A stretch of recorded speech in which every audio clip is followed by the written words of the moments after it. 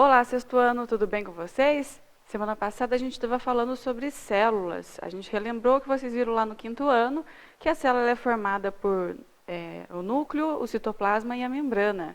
E aí hoje a gente vai continuar falando sobre células, só que hoje com mais detalhes. Então, semana passada a gente viu que existem dois tipos de seres vivos, os procariotos e os eucariotos. Os procariotos são os mais primitivos, os que surgiram primeiro na Terra. E aí eles não têm uma organização celular como os mais derivados. Então, hoje a gente vai falar só das células eucariontes, que são as células mais derivadas. Então, elas têm organelas e o núcleo, diferente da célula procarionte, ele fica separado por uma membrana. Então, a gente vai ver com mais detalhes aqui na aula hoje. Então, para começar falando, vou falar do citoplasma. O citoplasma é uma matriz viscosa e semitransparente, que é o citosol.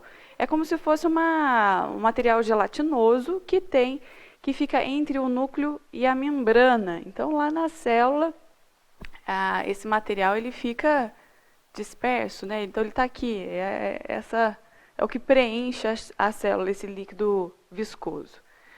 Dentro do citoplasma vai ter organelas que são limitadas pela membrana plasmática. Então, a membrana plasmática, ela protege as estruturas celulares e atua como um filtro. Então, ela faz uma permeabilidade seletiva. Comparando a célula com uma escola, por exemplo, a membrana plasmática faria o papel dos muros da escola. É o que está limitando, o que limita o que é dentro da escola, o que é fora da escola. Dentro da membrana tem essas estruturas aqui que vocês estão vendo, ó, é uma proteína, e essa proteína ela vai permitir que algumas coisas entrem ou não. Então, é como se fosse lá o portão da escola, que seleciona quem entra e quem sai. Na célula também tem outra organela, que é a mitocôndria. Está aí esse formato que vocês estão vendo na imagem, lembra um formato de amendoim, um feijão, só que isso é microscópico, então a gente não consegue enxergar sem a ajuda de um microscópio eletrônico. E aí a função da mitocôndria é de realizar a respiração celular, que ela vai produzir a maior parte da energia utilizada nas funções celulares. Então o oxigênio ele entra quando a gente faz inspiração, e ele vai lá para dentro da mitocôndria e acontece uma reação química e é o que gera energia para a célula e é o que gera energia para nós também. Retículo endoplasmático liso, ele é responsável pela produção dos lipídios, que vai compor as membranas celulares e que também vão compor alguns hormônios. Então, alguns hormônios à base de lipídios eles têm a síntese deles, né? Eles são produzidos lá dentro do retículo endoplasmático liso. Está aqui, ó. Ele fica próximo aqui ao núcleo. Além do retículo endoplasmático liso, tem também o rugoso, ou o REG. Então, se vocês acharem aí no seu plano de atividade essa sigla, REG, é o retículo endoplasmático rugoso. Ele vai realizar a síntese proteica. Então, ele vai juntar algumas moléculas e formar a proteína. Então, ele fica próximo do núcleo. Está aqui o retículo endoplasmático rugoso. Diferente do liso, ele tem aqui os ribossomos grudados aqui no retículo, que é onde vai acontecer essa síntese de proteína. Então, rugoso porque ele tem o ribossomo ali junto com ele. Outra organela é o complexo de Golgi. Ele modifica, armazena e exporta as proteínas sintetizadas lá no REG, no retículo endoplasmático granular ou rugoso, né? Dá origem aos lisossomos e os acrossomos do espermatozoide. Então, o complexo de Golgi aqui é um complexo de membranas. É como se fosse, se você pegasse um tecido e dobrasse ele, fica todo enrugadinho. Então, está aqui, ó, é esse complexo de membranas que a gente chama de complexo de Golgi.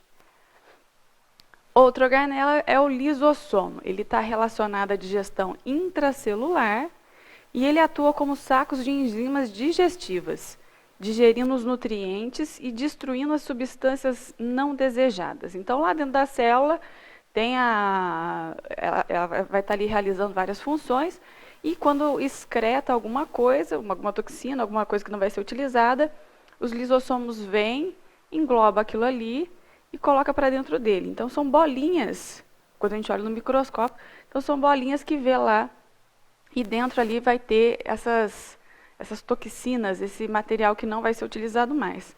Aí, com o tempo, esses lisossomos encostam ali na membrana e elimina o que não vai ser usado mais pela célula. Outra organela é o ribossomo.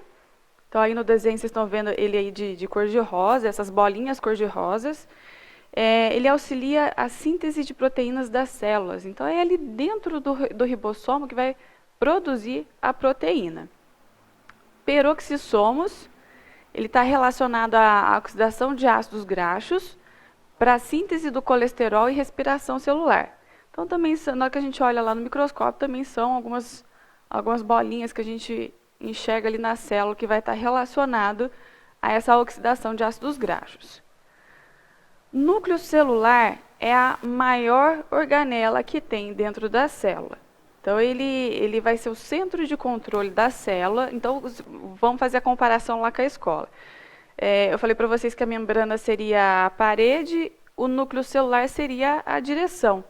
Então, é lá onde controla tudo que entra e que sai da célula, quando que ela vai ter que dividir, quando que ela vai morrer, quando que ela vai fazer digestão. Então, é o núcleo que vai fazer esses comandos. É onde está o DNA, então, onde fica o material genético, e é onde ocorre a divisão celular. Então, é lá no núcleo que vai iniciar a divisão celular.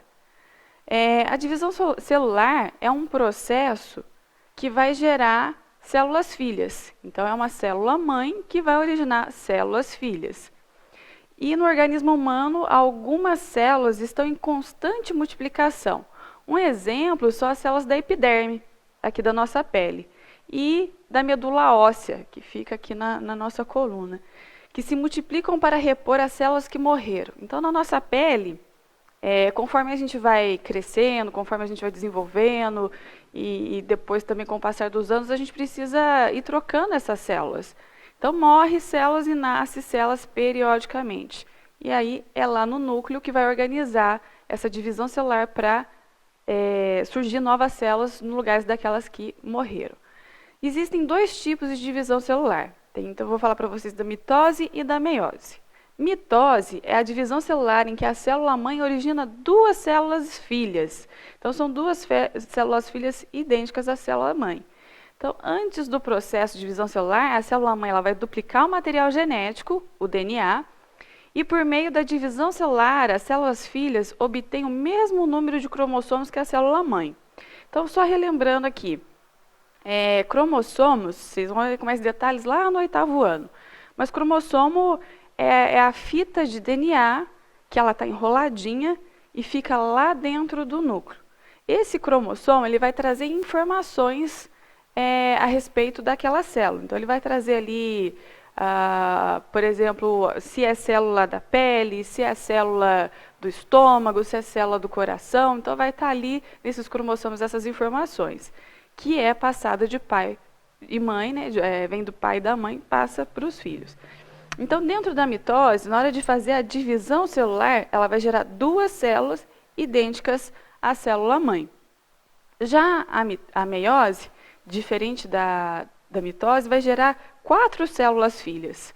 Então, ela vai originar células sexuais, que são os gametas, no caso dos seres humanos é o espermatozoide, o ovócito secundário, e ela também ocorre a duplicação do material genético.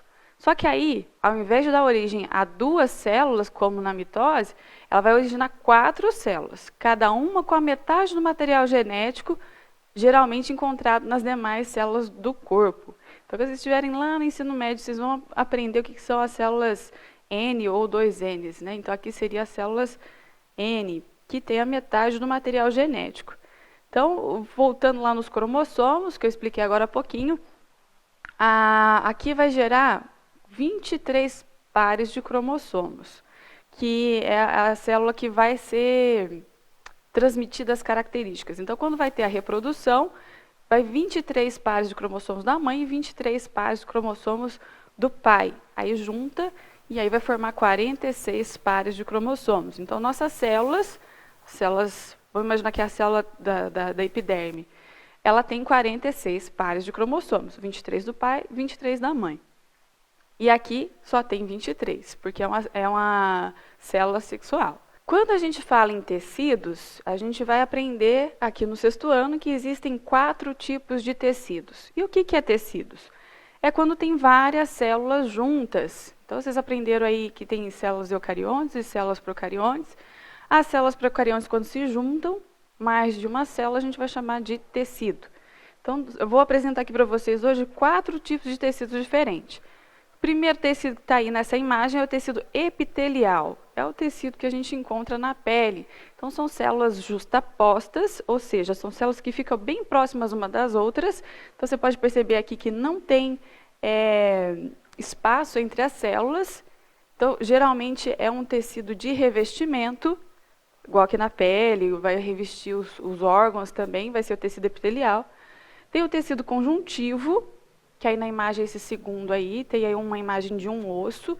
O tecido conjuntivo é um tecido de preenchimento. Então, nesse caso aqui, ó, aqui no miolinho do tecido ósseo, é um tipo de tecido conjuntivo. Outro exemplo de tecido conjuntivo que tem aí no seu organismo é o sangue, que é um tecido de transporte.